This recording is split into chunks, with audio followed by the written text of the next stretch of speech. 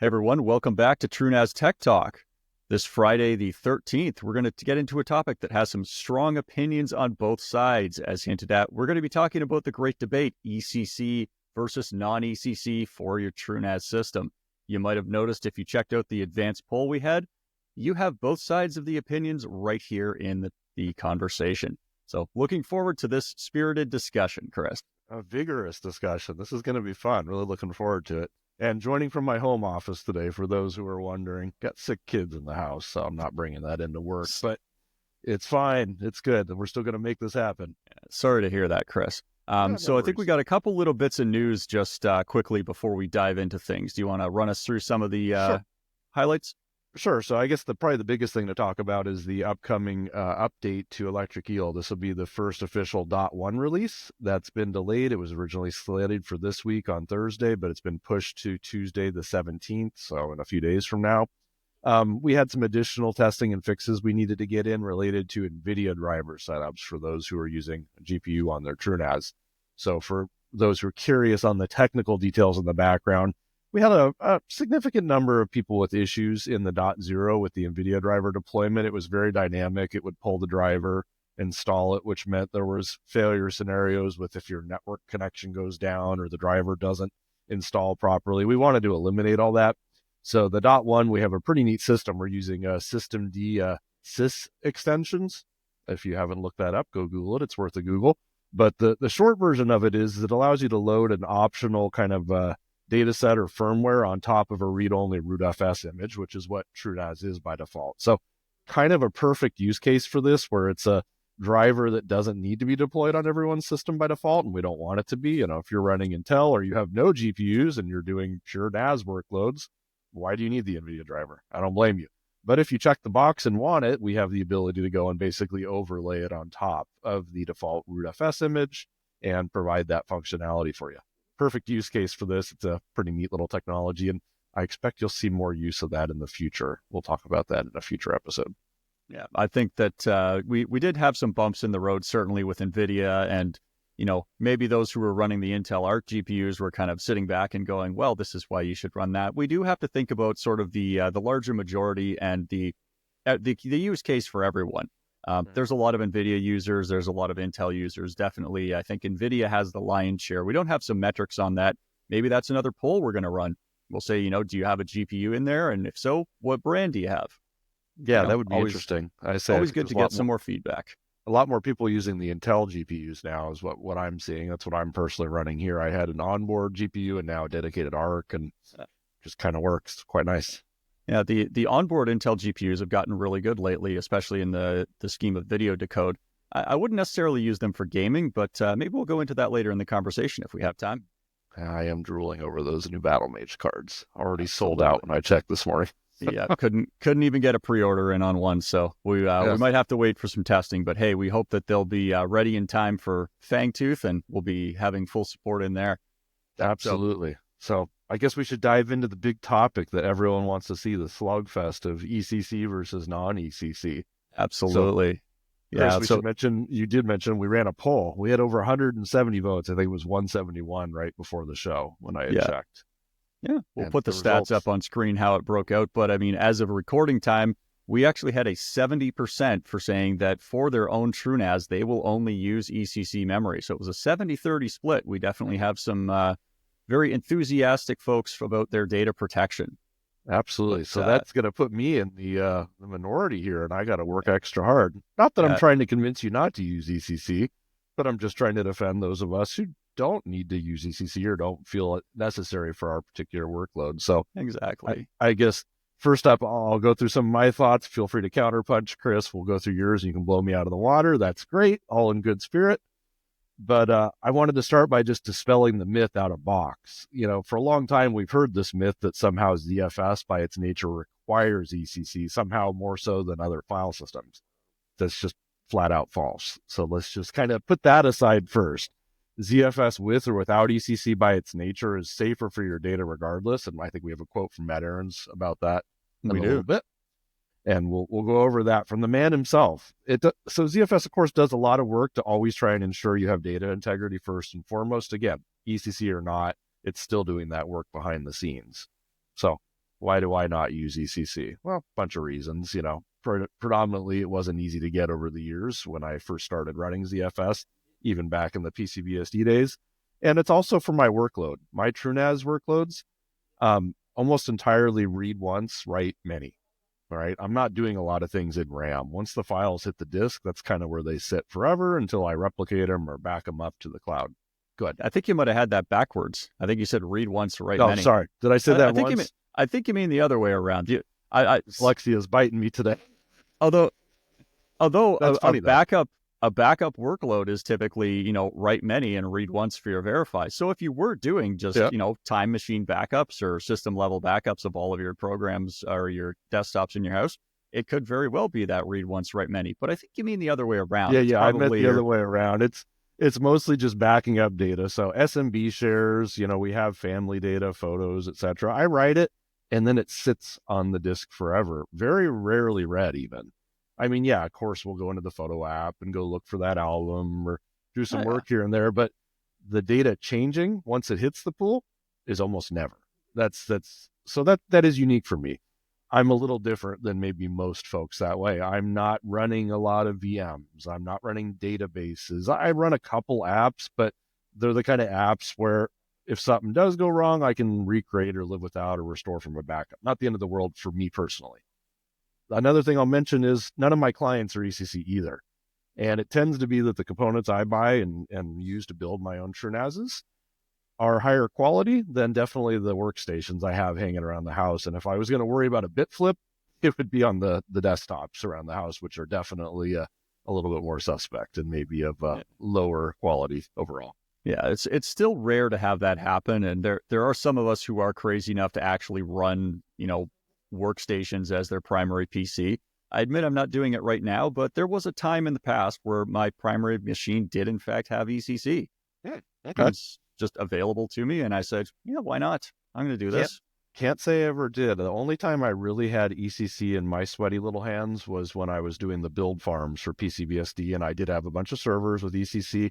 And those guys, of course, were doing memory workloads all day. It was compiling. It was just beating up the RAM. And sure, occasionally I'd see a stick go bad and toss it.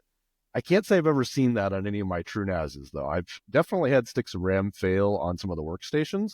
And usually that manifests as, crashing, hard locks, all that good stuff. And it was very easy to suss out. Additionally, I've never had it happen personally, again, anecdotal, but I've never had it happen on a system because of age. It's always been a lemon right out of box. Yeah, caught early. It's that bathtub curve that we talk about with system burn-in. You sometimes see that in the community. They talk about you either have the very early failures or the late over time failures. Generally, if you make it through those first couple of months, your first couple big intense writes to the drive and hours, weeks, days uptime on the system, you're probably going to be okay. We all did that back in the day when we built our gaming PC. You slammed it with Prime 95 or whatever other workload generator for 24, 48 hours, and you said, it's good. I'll go ahead. It's stable. Everything's happy. And that is where I did tend to shake out most of the issues. So again, because of my workload, it's 99% worm. Got it right that time. If it wasn't, though, my math might change a bit. You see what I did there? Anyway. All right. That's bad. Hey, that's fair. But in summary for me, so my stance on it is ECC, sure, why not? If you have it or it's available or you don't mind spending a little extra, build the nicest system you can afford or feel you need. Of course, why not? I would never discourage anybody from doing that. But the question was, is it forbidden or should we not encourage people to run ZFS or TrueNAS on non-ECC systems? Absolutely not. Run it on what you got. If that's what you have access to, again, I'll throw a little thought exercise out here and you guys can ponder on it. I'd love to hear feedback in the forums as well. Would you trust ZFS without ECC more than a non-checksuming file system with ECC? I'd say yes. ZFS for the wins, hand down. It's about the risk profile. Honestly, the things that are going to screw you over are going to be your disks or other components 9 times out of 10 or 99 times out of 100 even. Statistically, that's what we see. That's what the math shows. So again, if you have it, you can afford it. If you're on an enterprise workload, if I'm buying enterprise gear, I kind of expect it. That's just, kind of par for the course, right? But when you don't have access to it, you're building from components you have available or for whatever reason can't afford the extra cost, I'd still go ahead and throw TrueNAS on it and say that's perfectly fine. And again, put what into it you want out of it. And in my case, it just doesn't appear to be something that I don't lose any sleep over it. Let's put it that way. Yeah, that's a fair argument. And even though I'm coming down on the pro ECC side of things, again, as you said, Chris, there's no hard requirement to use ECC or do several other things that, I might say I wouldn't do this personally, but if somebody chooses to do it, I've had people say they're running their VM loads async because they don't want to worry about all the challenges of slog. And I said, if you're accepting the risk that you may need to roll back to a snapshot, they said, hey, I'm taking hourly snapshots of my VMs. I'm okay with rolling back to the last hour. Said, you know what? You've made that risk decision consciously. Go for it. For me on the ECC side, I say, I don't want to take that risk. I'm running ZFS for a reason. I want that file system that has those strong checksums, really solid file integrity. So I said, I want to support this as best as possible. For me, using ECC is mostly about eliminating just that one additional potential point of failure. Sure, my disks could go bad, but I look at it almost as if ECC is going to save me time. I'm not going to ask, hey, do I have faulty memory in the system? Is there something that's weird going on that I'm getting unexpected results or unstable performance? I just go, well, no, I know whether or not I have bad memory because my event log is going to tell me right there. Oh, machine check error, CPU 0, bank 2. It's not only going to tell me there's a bad stick, it's going to identify exactly which one it is. So I can shut down, pull that piece of memory, replace it with another one if I've got it, and I'm back up and running, and I'm very confident that everything is going to work fine. And another personal choice of mine is I'm not always using the fastest, latest tech for the TrueNAS systems. I talked a little bit about this on a previous podcast. I like to stay a little bit behind the curve. I stay off the bleeding edge of hardware when I'm building these. So when I'm looking for it, I say ECC memory can actually be surprisingly affordable in that space. I tend to purchase, off-lease, decommissioned server hardware. Some of you might notice there's a bunch of rack mounts behind me. It may or may not be an option depending on how much power costs where you are or your level of noise that you're willing to deal with. But if you're buying into a platform that might be older and can support the registered ECC DIMMs, they can be comparable cost and sometimes even lower on a per gigabyte basis versus a newer non-ECC DIMM. If I'm just looking to buy sticks of like DDR4 2400 RAM, some people might say, oh, that's way too slow.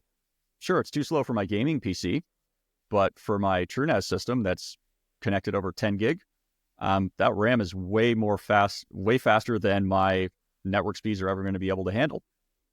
To me, I just think of it as, I'm kind of invested in ZFS, invested in that integrity. I love my data. I have it backed up offsite, but even until recently, I didn't have the internet speeds to try and restore a terabyte in any kind of reasonable time period. So maybe I'm stuck in my ways. Maybe it's just kind of how I am, and I'm saying, I'm going to have the seatbelt. I'm going to have the airbags. I want all those kind of collision warning systems on my data because all it takes for me is, I would say, it's just if it happens once is too many times to have a corrupted file of a photo I can't take again or a document that I can't rewrite.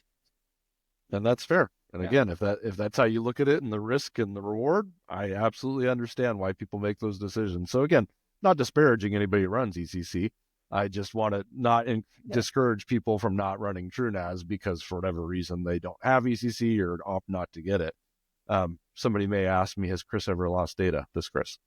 I have one time, so I can tell you the story on that. And it was a brand new system I built and was migrating data to it and did see corruption on the pool, and the pool was toast during the replication. It was a bad HBA in this case. And of course, I wasn't paying close enough attention to catch it right in the act, but found out after the fact, replaced the HBA. Smooth sailing ever since. I don't think I've lost data from a ZFS file system since it was merged into FreeBSD and I started using it way back in the eons gone past with like PCBSD and stuff. So my track record goes good. Ask me again in a year, I could have some disaster story, and now I'm going to be like all pro ECC, like, oh my God. I haven't seen that yet, though. I'm not expecting it. And again, my workload is, if I have to restore it from the cloud, I have the capability of doing that. My personal story is I've been using ZFS for almost 15 years at this point. The only data loss stories I have are preceding that date. Ever since jumping onto the ZFS train, I said, I still have all my bits from way back then. I have those old Doom wads I restored from a floppy drive, and I went, hey, I made these when I was a kid. I'm putting them on there.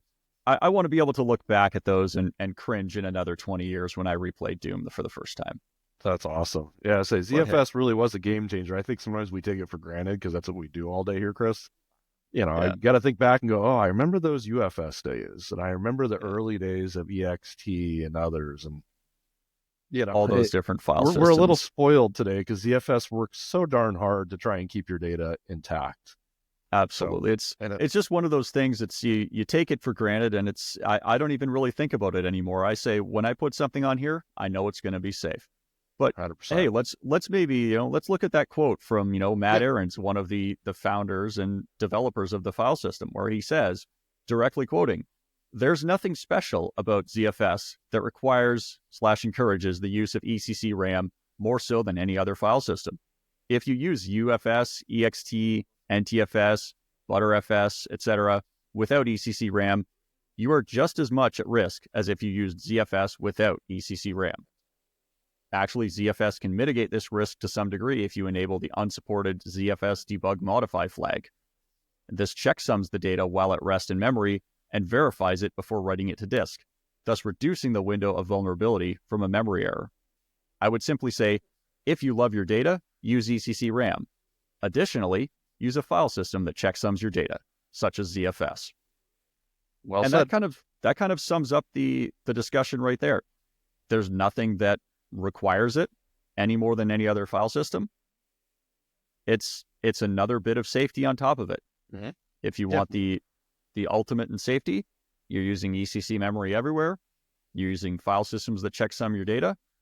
Maybe you want to continue going down that rabbit hole and you say, hey, now my clients are all ECC.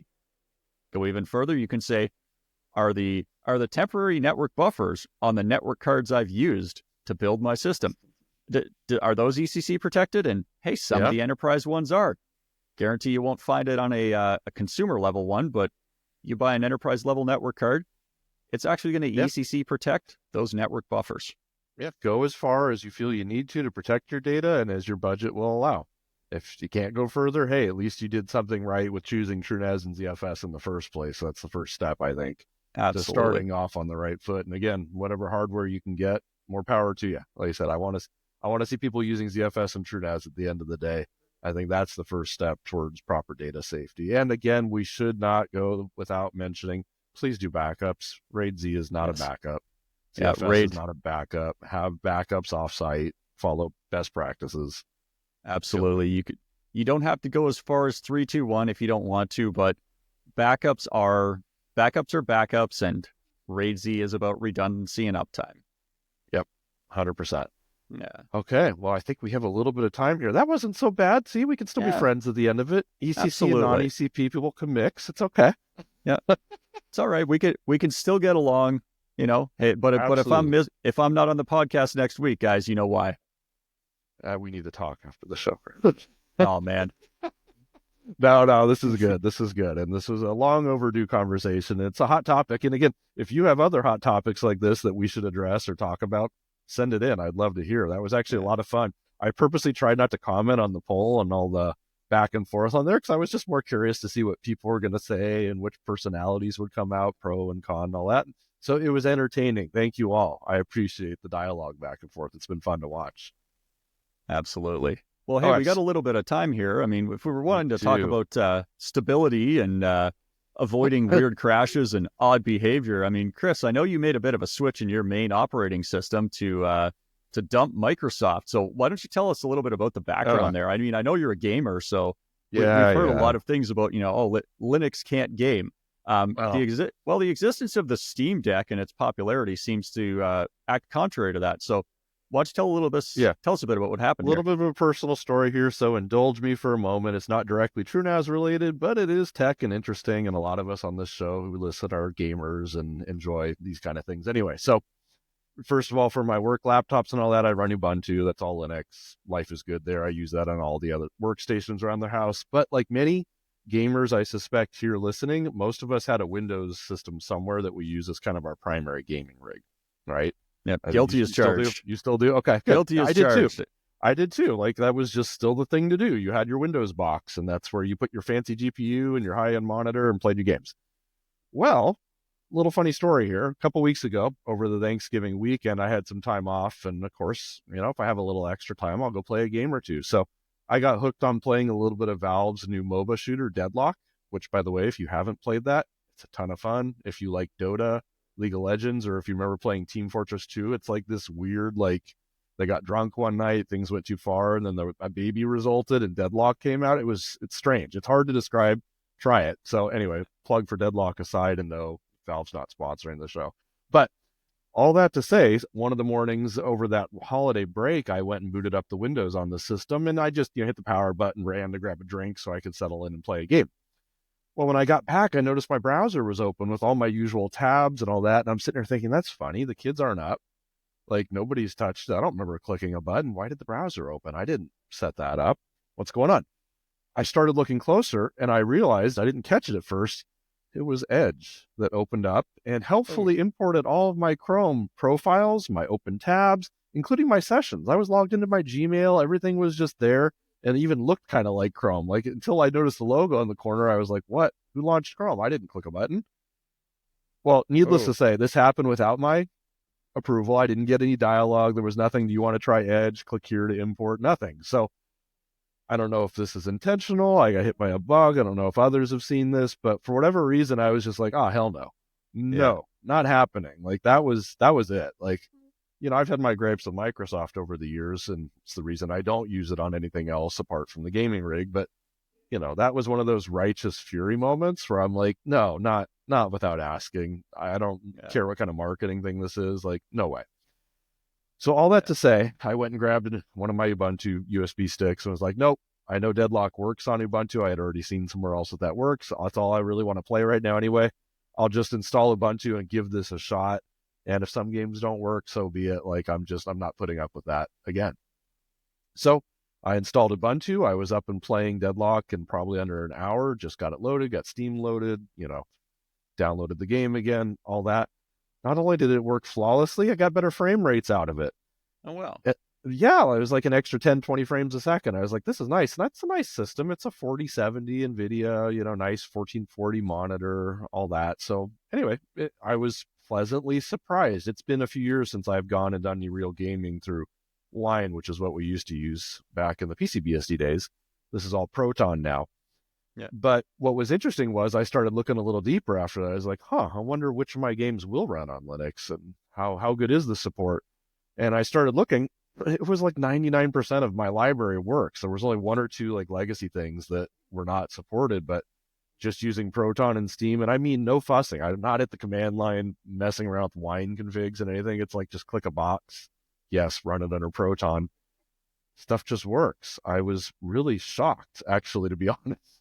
That's really impressive. I know I've kind of looked through some of mine, and I kind of use the, supported on Steam Deck as my guide, but maybe there's some additional things that are, overhead in there. I should check mine out and see if it'll work.